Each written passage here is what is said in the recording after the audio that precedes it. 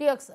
कालपासून मला एक श्रीममाट्यांचा जुना लेख आठवतोय, कारण आर्थिक सर्वेक्षणामध्ये कधी नव्हे ते 3 ते 4 वेळेला मध्यम वर्ग हा शब्द प्रयोग आलाय. तर श्रीममाटे फार पूर्वी असं म्हणले होते की अर्थकारण, समाजकारण आणि राजकारण या तिन्हीच्या दृष्टीने मध्यम वर्ग अशा नावाची कोणतीही वस्तू नसते. श्रीमंतांना जो आपला वाटत नाही आणि ज्याला गरीब आपले वाटत नाही त्या मधल्या गटाला मध्यम वर्ग म्हणतात. त्यांना कधीही कोणी वाली नसतो. असं जर असेल तर अर्थसंकल्प तेच करणार का हे पाहू. ते पुढच्या काही तासात मिनिटात आता मोकळं होईलच. अगदी सक्षणा बोला बोला.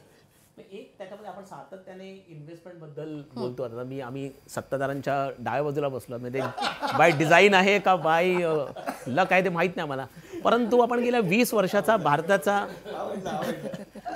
जर का आपण इतिहास पूर्ण अर्थव्यवस्था जर का बघितली तर गेल्या सध्या राजकारणाचा इतका प्रभाव पडलाय की सगळेच तशा कोट्या करायला लागलेले आहेत. 20 वर्षामध्ये पहिल्या 10 वर्षामध्ये जर का आपण बघितलं तर इन्व्हेस्टमेंट ॲज अ प्रपोर्शन 34% होती. गेल्या 10 वर्षांमध्ये ही 29%वर आली. आता त्यातला राजकीय भाग त्यातला सोडून द्या, आपण भारत ॲज अ इकॉनॉमी आपण होलिस्टिकली बघितली पाहिजे. इन्व्हेस्टमेंट येत नाहीत किंवा इन्व्हेस्टमेंट कमी कमी होतात. त्यात कोविडचा भाग होता, दोन्ही वेळा स्थिर सरकार होती.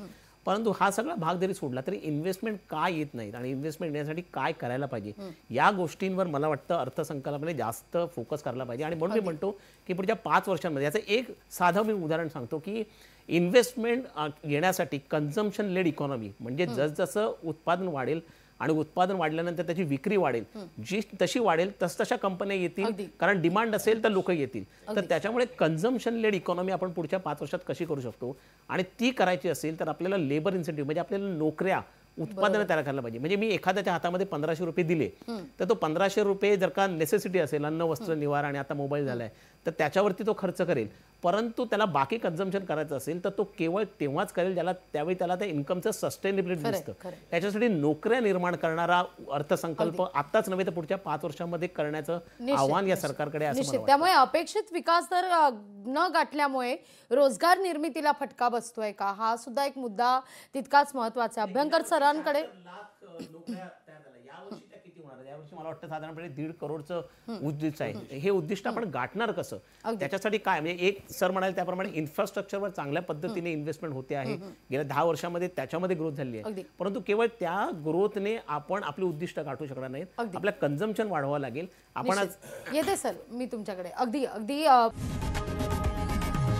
लोकशाही मराठी ऐका, पहा, जागरूक रहा.